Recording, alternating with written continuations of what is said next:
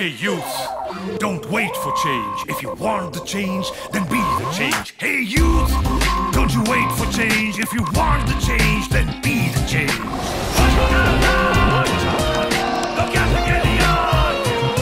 चल youth अब घर से निकल. चल youth अब घर से निकल. चल youth अब घर से निकल. चल youth अब घर से निकल. दर्शक हो नमस्कार. BR न्यूज चॅनलच्या व्हॉइस ऑफ यूथ या कार्यक्रमामध्ये मी जयपाल खेडकर आपल्या सर्व दर्शकांचं स्वागत करतो. आजच्या या कार्यक्रमामध्ये आपल्याशी संवाद साधण्यासाठी किंवा एक चर्चा करण्यासाठी आपल्या स्टुडिओमध्ये आहेत काँग्रेसच्या भटक्या आणि विमुक्त विभागासाठी काम करणारे सागर राठोड सर. या स्टुडिओमध्ये आपण आमच्याशी चर्चा करण्यासाठी आज उपस्थित आहात, त्याबद्दल BR न्यूज चॅनल तर्फे आपलं स्वागत. नमस्कार. तर पहिल्यांदा मला आपल्याला हा प्रश्न विचारावा असं वाटेल की अशा पद्धतीने एक युवक म्हणून या राजकारणामध्ये किंवा या समाजकारणामध्ये आपला प्रवेश कसा झाला? ॲक्च्युली माझं घराणं राजकीय घराणं आहे. आमचे आजोबा उत्तर तालुक्याचे एक बर्मेदेव दादा माने बरोबर त्यांच्याबरोबर काम करत होते. वसंतराव नाईक आमचे पाहुणे असल्यामुळं आम्हाला राजकारणात सगळे तेव्हा झाले. नंतर वडिलांनी 2000 जेव्हा 18 वर्षाचे होते तेव्हा ग्रामपंचायतचे पहिले सरपंच, सगळ्यात तरुण सरपंच म्हणून त्यांची निवड करण्यात आली होती. हळूहळू मी पण संगमेश्वर कॉलेजमध्ये शिकत असताना BA थर्ड इयरला भटक्या समाजाच्या जे अडचणी मला जाणवू लागले, मी हळूहळू राजकारणात सक्रिय होत आलो. त्याच्यामुळे मी आता भटक्या समाजाचं काम करत आहे. म्हणजे एक महाविद्यालयीन जे शिक्षण घेत होता, म्हणजे महाविद्यालयापासूनच आपल्याला एक समाजकारणाची ओढ होती किंवा एक गोडी होती. तर हे करत असताना आता भटक्या विमुक्त जो काही विभाग आहे किंवा या समाजासाठी आपण काँग्रेस मार्फत काम करता, यापूर्वी कुठलं पद भूषवलंय का? यापूर्वी कुठलेच पद भूषवलं नाही. हळूहळू जेव्हा मी ह्या 6 महिन्यामध्ये जेव्हा युवक काँग्रेसची निवडणूक चालू झाली तेव्हा मी युवक काँग्रेसचा उपाध्यक्ष म्हणून माझी निवड करण्यात आली. नंतर मी हळूहळू माझ्या समाजाची जी व्यवस्था चालू आहे, भटक्या समाजाची किंवा कुठलेही त्यांचे हे चालू आहे, मी हळूहळू युवक काँग्रेसचं काम करत करत माझ्या समाजाचे काम मी करत गेलो. बरोबर. म्हणजे एक प्रकारे राजकारणामध्ये गेल्यानंतर तुम्हाला असं जाणवलं की आपल्या समाजाच्या समस्या या भरपूर आहेत, त्यासाठी प्राधान्य त्याला दिलं पाहिजे आणि म्हणून आपण उपाध्यक्ष पद सोडून पुन्हा भटक्या या विभागाकडे कार्यरत आला. मग हे करत असताना आता या सध्या भटक्या विमुक्त जातीमध्ये ज्यावेळी या समाजापर्यंत आपण पोहोचता, सध्याच्या काळात त्यांच्या नेमक्या समस्या काय आपल्याला वाटतं? सध्याच्या काळात त्यांच्या समस्या म्हटलं गेलं त्या तरुणाला एक तर रोजगार नाही, त्यांना शिक्षण नाही, त्यांच्या आई वडिलांना रोजगार नाही. ज्या भटक्या समाजाचे जे थोडेफार लोकांकडे शेती आहे पण त्या शेतीत धान्य पिकवलं जातं पण त्या धान्याला ते हमी भाव नाही, म्हणून जी भटका समाज रोजगारपासून वंचित आहे, शिक्षणापासून वंचित आहे, त्यांना कुठली सरकारी नोकरी नाही किंवा कुठेही त्यांना काम भेटत नाही. मग काँग्रेसची आता एवढ्या दिवस सत्ता होती, म्हणजे आपल्या सत्ता असेल नसेल पण काँग्रेसने भरीव काम म्हणून एक राज्य पातळीवर काय काम केलं या समाजासाठी? वसंतराव नाईक जेव्हा महाराष्ट्राचे मुख्यमंत्री होते ते भटक्या समाजाचे एक नेते होते. त्यांनी त्यांच्या योजनेमधून अनेक कामं केले. म्हणजे महिला विकास योजना आणले, अपंगांना व्यवसाय करण्यासाठी कर्ज देण्यात आलं, किसान भटक्या म्हणून त्यांनी योजना काढले. नंतर बाल विकास म्हणजे त्यांचं हे करण्यात आलं, रोजगार हमी दिले, तांडा विकास योजनामधून त्यांना काम दिले. अशा अनेक गोष्टी भटक्या समाजातून ते करण्यात आले. मग या ज्या आत्ताच्या योजना ऐकल्या यावरून असं वाटतं की एक राहणीमान सुधारावं किंवा आपल्या मूलभूत गरजा भागवण्यासाठी या योजना आहेत. मग नेमक्या भटक्या समाजातील जे तरुण युवक आहेत यांच्या शिक्षणासाठी काय केलं? भटक्या समाजाच्या शिक्षणासाठी आताची सध्याची परिस्थिती फार बिकट आहे. कारण भटक्या समाज आता कुठं ना कुठं त्यांना कुठलीही गोष्ट करताना अर्थव्यवस्था किंवा पैसा हा गरजेचा असतं. आता कुठल्याही भटक्या समाजाच्या कुणाकडे एवढं पैसा नाही की त्यांच्या मुलांना त्यांनी शिकावं. सध्याची परिस्थिती हा विचित्र आहे. कारण या सरकारने भटक्या समाजासाठी काही न करता फक्त घोषणाबाजी ही भटक्या समाजाचे काम केले. इतर कुठल्याही युवकांना किंवा कुठंच रोजगार देण्यात हा सरकार पूर्णपणे वंचित आहे. बरं, आता आपण मगाशी सांगितल्याप्रमाणे वसंतदादा नाईक यांच्या कारकिर्दीमध्ये ज्या योजना निघाल्या या भटक्या विमुक्त जातींसाठी या समाजासाठी कार्य करण्यासाठी, मग या झाल्या आता राज्य पातळीवर. मग ज्यावेळी जिल्ह्यामध्ये आपण एक या विभागाचे प्रमुख किंवा एक समन्वयक म्हणून काम करता किंवा आपलं कार्य करता, तर आपण जिल्हा पातळीवर काय पावलं उचलले? मी जिल्हा पातळीवर प्रत्येक तरुणांना व त्यांच्या आईवडिलांना एकच सांगतो, आपल्या पोरांना शिकवा. जोपर्यंत शिकत नाही ते तोपर्यंत पुढचं भविष्य कळण्यासाठी अवघड असते. त्याच्यामुळं प्रत्येक तरुण हा शिक्षण घेतला पाहिजे. आणि त्या तरुणाची एक पण समस्या आहे, शिक्षण घेता घेता त्यांना रोजगार पण पाहिजे. ती रोजगार ह्या काळात भेटेना. आणि कुठल्याही योजना, वसंतराव नाईकांच्या काळात जी योजना आले होते शिक्षण कर्ज म्हणून, तीही योजना आता बंद झालेली आहे.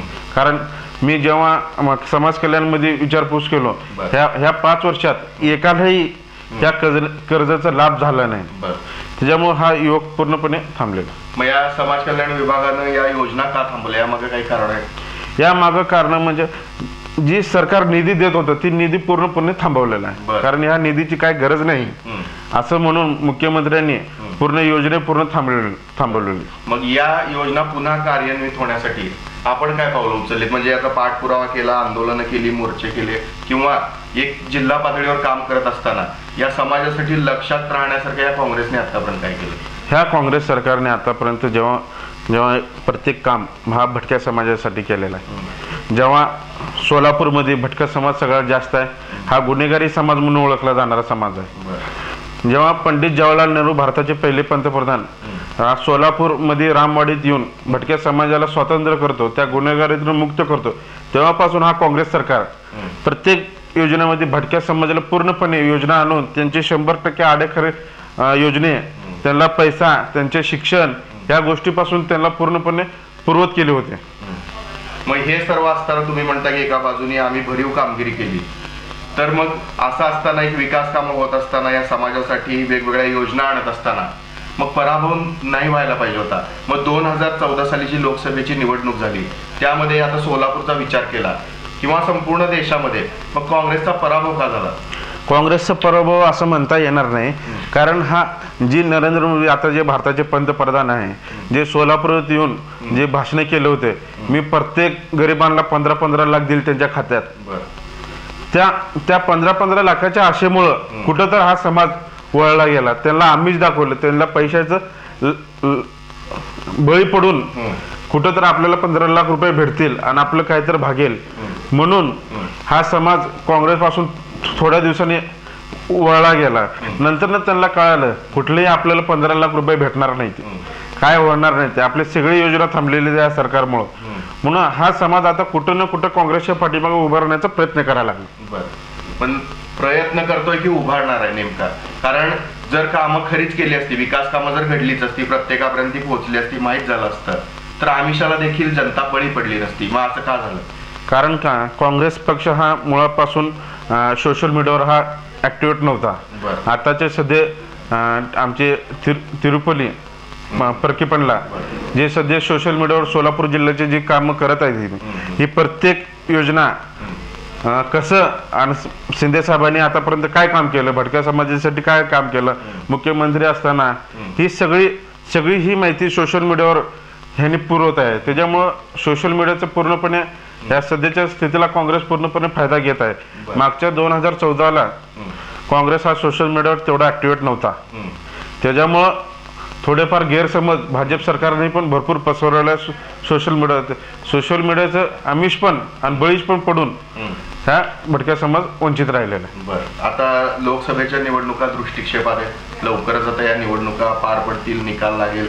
मग सत्ता कोणाची बसेल हे ना तुम्हाला माहित ना मला, हे सर्व भविष्यातील अंदाज आहे. पण एक अंदाज म्हणून आता सोलापुरात साहेबांची म्हणजे सुशीलकुमार शिंदे साहेब यांची काँग्रेसतर्फे उमेदवारी ही पूर्णतः निश्चित झाली आहे. आणि दुसरीकडे भाजपाकडून जे डॉक्टर जयसिद्धेश्वर शिवाचार्य महास्वामी त्यांची उमेदवारी पूर्णतः निश्चित नसली तरी निश्चित होण्याच्या मार्गावर आहे. मग आपल्याला काय वाटतं की नेमकं ही निवडणूक झाल्यानंतर नेमका या निवडणुकीमध्ये दोघांपैकी विजय कुणाचा होईल? विजय 100% शिंदे साहेबांचाच होणार आहे. कारण शिंदे साहेबांनी हा सोलापूर जनतेसाठी जे विकास केलेले आहे त्या विकासाच्या मुद्द्यावर त्यांनी मतं मागायला चालली ती. आता महास्वामी म्हणता, महास्वामींनी कुठलं काय कामं केली ते त्यांनी आता हे 3 महिने ह्या सोलापूर जिल्ह्यात फिरायला लागले ते पण फिरेना ते सारखा मुख्यमंत्री नितीन गडकरी मुख्यमंत्री नितीन गडकरी ह्या दोघांकडे चक्र मानत अजून त्यांचं तिकीटांचाच विचार चालू आहे. ते कुठल्या मुद्द्यावर ते मतं मागतील? शिंदे साहेबांनी आपल्या मुख्यमंत्री काळात असताना गृहमंत्री काळात असताना ऊर्जा मंत्री असताना प्रत्येक कामं केलेलं आहे. सोलापूर विद्यापीठ मुख्यमंत्री असताना आणले, पुणे हवे हे शिंदे साहेबांनी मंजूर केले, विमानतळ शिंदे साहेबांनी मंजूर केले. सध्याच्या काळात हा भाजप सरकार विमानतळाची पूर्णपणे कामं थांबवलेले आहे. ते उजनी धरण आणले, NTPC आणले, ह्यासारखी गोष्टी शिंदे साहेबांनी तरुणांपर्यंत त्यांना रोजगार दिली. ह्या मुद्द्यावर शिंदे साहेबांनी मतं मागायला आता चालू केली. पण दुसरीकडे बघितलं तर आता सध्याच्या काळामध्ये सोलापुरामध्ये लोकसभेचं प्रतिनिधित्व करणारे माननीय शरद बनसोडे साहेब हे विद्यमान खासदार आहेत. मग त्याचा नक्कीच परिणाम होईल या निवडणुकीवर. कारण ह्या गोष्टीचं कुठलंही भाजपनं त्यांना फायदा पडेल मला वाटणार नाही. कारण का त्यांचे आता सध्याचे महास्वामी आहे ते जे उमेदवारीसाठी जे धडपड करत आहे ते त्यांचं जात पडताना हा पूर्णपणे भोगस आहे म्हणून सध्या विद्यमान खासदार शरद बनसोडे साहेबांनी ही पत्रकार परिषद घेऊन सांगितले कुठं ना कुठं त्यांची जी चालू आहे पक्षाची मधले जे भांडण ही पूर्णपणे काँग्रेस पक्षाला आणि शिंदे साहेबांना फायदा पडणार आहे. बरं, मग दुसरीकडे आता काँग्रेसमधून सुशीलकुमार शिंदे साहेब असतील तर किंवा भाजपाकडून डॉक्टर जयसिद्धेश्वर शिवाचार्य महास्वामी असतील तर एक सत्तेचं गणित बघितलं किंवा सोलापुरातील जी जनता आहे यामध्ये जर आपण बारकाईनं लक्ष दिलं तर एक लिंगायत समाज मोठ्या प्रमाणात आहे आणि जे महास्वामी आहेत हे लिंगायत समाजाचं प्रतिनिधित्व करतात किंवा एक धर्मगुरू आहे. मग लिंगायत समाज हा यामध्ये या निवडणुकीमध्ये निर्णायक ठरेल की या महास्वामींच्या मागे जाईल, आपल्याला काय वाटतं? नाही, लिंगायत समाज पूर्णपणे महास्वामीला आपला पाठिंबा दर्शवलं नाही. कारण लिंगायत समाजाने हे सांगितलं की महास्वामींना तुम्ही एक स्वामी आहात, तुम्हाला राजकारणाची काहीच गरज नाही, तुम्ही राजकारणात उतरू नका, असं अनेक वेळा त्यांच्या सभेत त्यांच्या मीटिंग मध्ये लिंगायत समाजाच्या सभेमध्ये हे पूर्णपणे सांगितलं. आणि राहिला मुद्दा महास्वामींचं किंवा ह्या दोन खासदार 2 मंत्री आणि पालकमंत्री सहकार मंत्री त्यांचे महानगरपालिका ताब्यात ह्या दोन्ही मंत्र्याचं काही आपसात भांडणामध्ये वेळ चाललेला, कुठं त्यांचं विकास कामं दिसत नाही. ते सध्या महानगरपालिकाची स्थिती बिघडलेली बिकट स्थिती आहे. कारण का जेव्हा विरोधक काही गोष्टी मागणी करतो त्यांची कुठलीही पुरवठा करत नाही ते, कारण त्यांना काम करायची संधीच नाही. हे त्यांचे जे वैयक्तिक भांडण चालू आहे ते तिथंच व्यस्त आहे. त्यांना ना सोलापूर पाहिजे, ना सोलापूर महानगरपालिका पाहिजे, ना त्यांना सोलापूर जिल्ह्याचा विकास काम पाहिजे. स्वतःच त्यांनी जे चालू केलेले आहे ते बोलबच्चन त्याच्यातच त्यांनी व्यस्त आहेत.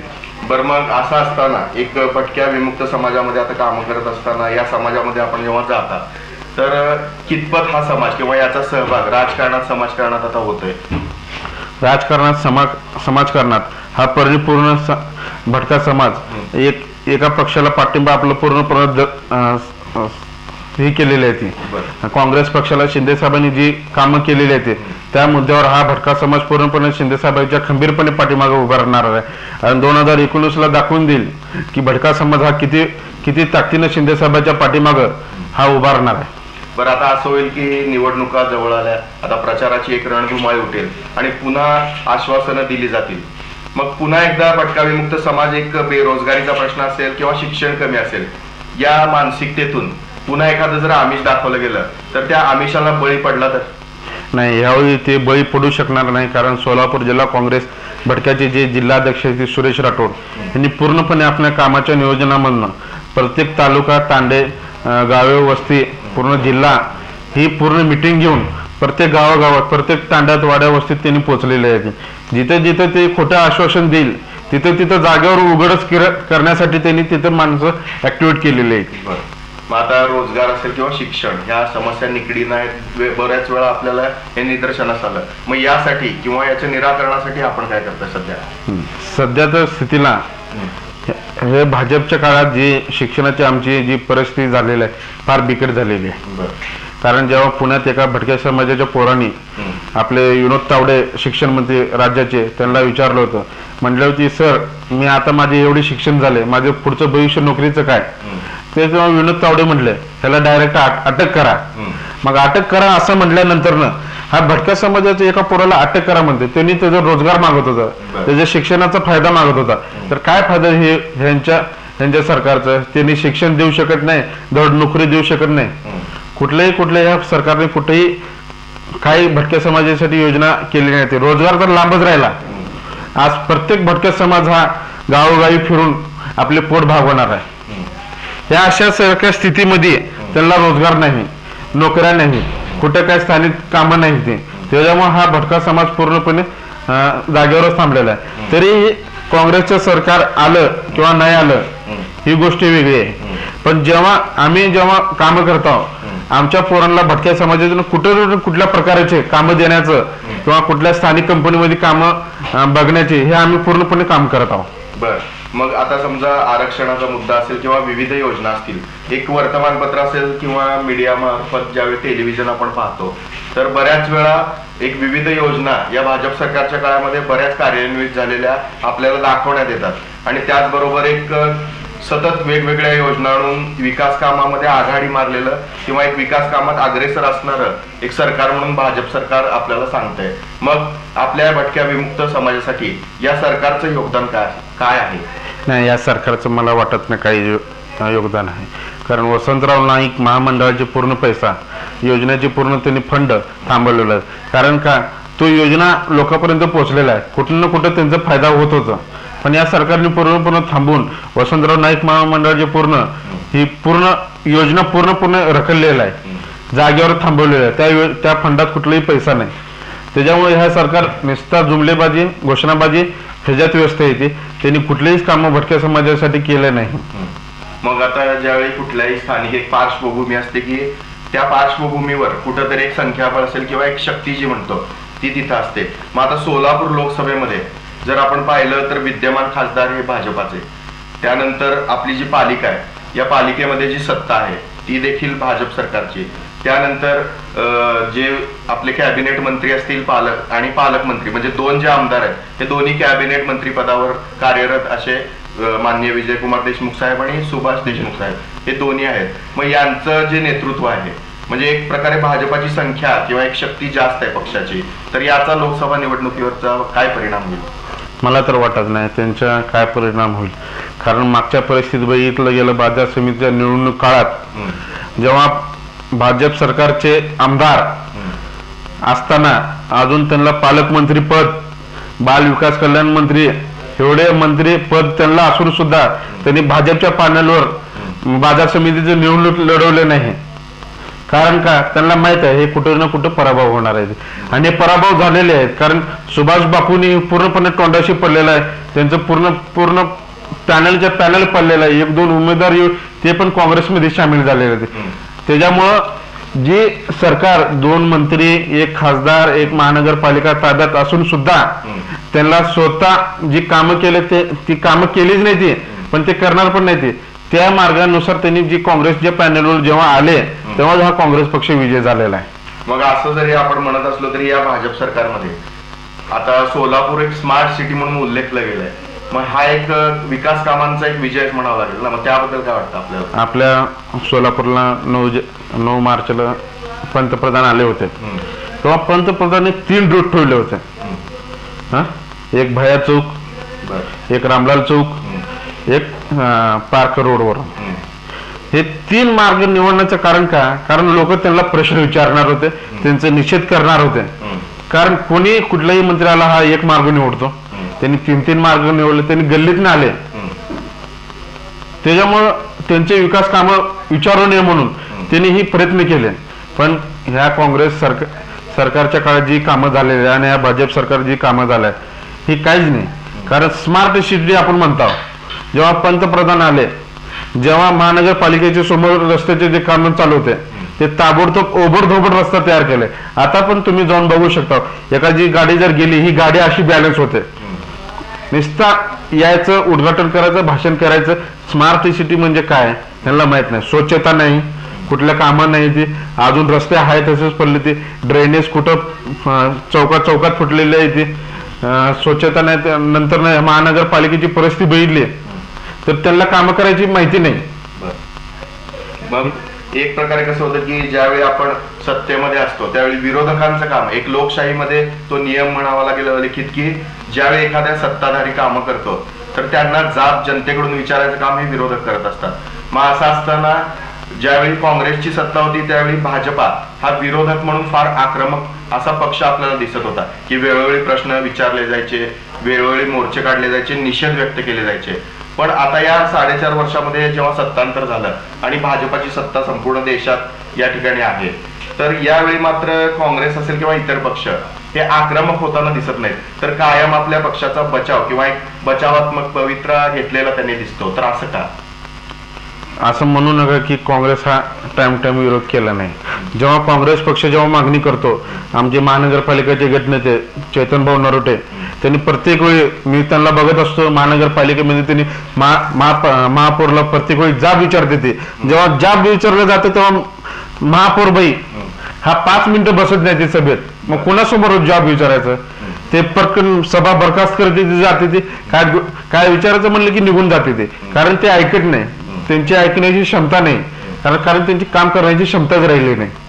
त्याच्यामुळं काँग्रेस जिथं जिथं महानगरपालिकेचे चेतन भाऊ नरोटे आहे ते प्रत्येक वेळी आपल्या कामातनं ती जाब विचारण्याचा प्रयत्न करते, पण हे सरकार ऐकत नाही. त्याच्यामुळं फोकस होत नाही प्रत्येक गोष्टी. म्हणजे आपल्याला असं म्हणायचं का की जाब ज्यावेळी विचारला जातो तर तो प्रश्न दडपायचा प्रयत्न सध्या भाजपच्या सरकारने महानगरपालिकेत केला जातो. मग अशी आंदोलनं करताना काही नियोजन केलं जातं की जनतेला सोबत घेऊन जास्तीत जास्त हा प्रश्न आता लोकांपर्यंत पोहोचवायचा. मग आपण या दृष्टिकोनातून आता काय पावलं उचलताय? जनता तर आता काँग्रेस बरोबर आहेत, पण जेव्हा ही योजना, प्रत्येक नियोजन जेव्हा पंतप्रधानांनी जी भाषण केलं होते 2014ला, हे प्रत्येक कुठले तर आता जनता जागृत होत आले. कारण का मागच्या वेळीने जी घोषणा केले होते सगळे फेल झाले, नोटबंदी फेल झाली, जीएसटी म्हणून आता एक वस्तूवर जर 100 वस्तूवर जर 12% जीएसटी लागले तर त्याच्यात 100 वस्तू येते, त्या 100 वस्तूवर 12% जीएसटी. तर हा व्यापारी काय करतो, 100 वस्तूचा जीएसटी हा कपात करत नाही. त्याने काय करतो, आता हा 10 रुपयाचा ग्लास आहे, त्याला 12% जीएसटी, म्हणजे त्यांनी 12% पूर्ण 100%वर लावून धरतो. त्याच्यामुळे कुठं ना कुठं या जनतेची फसवणूक या सरकारच्या काळात करते. आणि काँग्रेस सरकार किंवा ह्या काळात ही जीएसटी प्रकार काय नव्हते. काँग्रेस हा वेळोवेळी ह्या जीएसटीचा विरोध केला, त्याला जनतेने पाठिंबा दर्शवले, अशी गोष्ट अनेक झालेली. बरं, मग आता नोटबंदी हे जे पाऊल होतं भाजप सरकारचं, तर हे पाऊल जो काळा पैसा आहे तो नायनाट करण्यासाठी एक चांगलं पाऊल आपल्याला म्हणता येईल. मग आपण असं कसं म्हणू शकता की नोटबंदी सपशेल फेल गेली? म्हणून सपशेलच फेल गेली ना. जेव्हा नोटबंदी झाला हा किती लोकांचं नुकसान झालेलं आहे. आज किती लोकांना रोजगार नाही. नोटबंदीच्या काळात प्रत्येक कंपनीत बघा, प्रत्येक किती तर लोकांना जागेवर काढून टाकलेले आहेत, कारण त्यांचं पैसा चाललं नाही, कुठल्या गोष्टीला पुरवता नाही. काय करावं लागलं ही नोटबंदीच्या काळात पैसा कुठनं यावं, लोकांचं घर कुठनं चालावं. नोटबंदीचा विचार नरेंद्र मोदींनी रात्री 12 वाजता केले की आतंकवादी संपत्तीची, दहशतवाद संपत्ती, काळा पैसा संपत्ती, हे कुठं झाले नाही. नोटबंदीच्या काळात बरोबर 1 महिन्याखाली जम्मू काश्मीरमध्ये एका अतिरेकर 2-2 हजाराचे 2 बंडल सापडले, कारण ते पोचले ना. ही सरकार अपयश झालं नोटबंदीच्या. स्वतःचा फायदा पुरता आणि स्वतःच्या लोकांपुरतासाठी नोटबंदी केलं होतं, जनतेसाठी नाही. आज व्हॉइस ऑफ यूथ या कार्यक्रमामध्ये आज आपण आमच्या स्टुडिओत आला, तर हा कार्यक्रम पाहणाऱ्या सर्व दर्शकांना आज या व्यासपीठावरून आपण काय संदेश द्याल किंवा काय सांगाल? मी ह्या लोकांना एकच संदेश देतो, तुम्ही कुठल्याही आमिषला बळी पडू नका. तुमच्या स्वतःचा निर्णय स्वतः घ्या. जी विकास कामं केली ते त्यांना मत द्या. जी निस्ता आश्वासन दिली ती या गोष्टीकडे तुम्ही दुर्लक्ष करा, कारण तुमचा पुढचा भविष्य आहे. या 5 वर्षात तुमचं पुढच्या भविष्यावर जे विचार करेल त्यालाच तुम्ही पाठिंबा द्या, मी असं माझं विचार सुद्धा. आपण आमच्या स्टुडिओमध्ये आलात आणि आमच्याशी चर्चा केली त्याबद्दल BR न्यूज चॅनल तर्फे आपले आभार. नमस्कार. तर दर्शक हो, आजच्या व्हॉइस ऑफ यूथ या कार्यक्रमामध्ये आपण चर्चा केली भटक्या विमुक्त या विभागासाठी काँग्रेसमध्ये कार्यरत असणाऱ्या सागर राठोड यांच्याशी. आमचा कार्यक्रम या प्रसारणाखेरीज आपण YouTubeवर देखील पाहू शकता. त्यासाठी टाईप करा BR न्यूज सोलापूर आणि सबस्क्राईब करायला विसरू नका. तेव्हा आजच्या व्हॉइस ऑफ यूथ या कार्यक्रमातून मी जयपाल खेडकर आपल्या सर्वांचा निरोप घेतो. नमस्कार.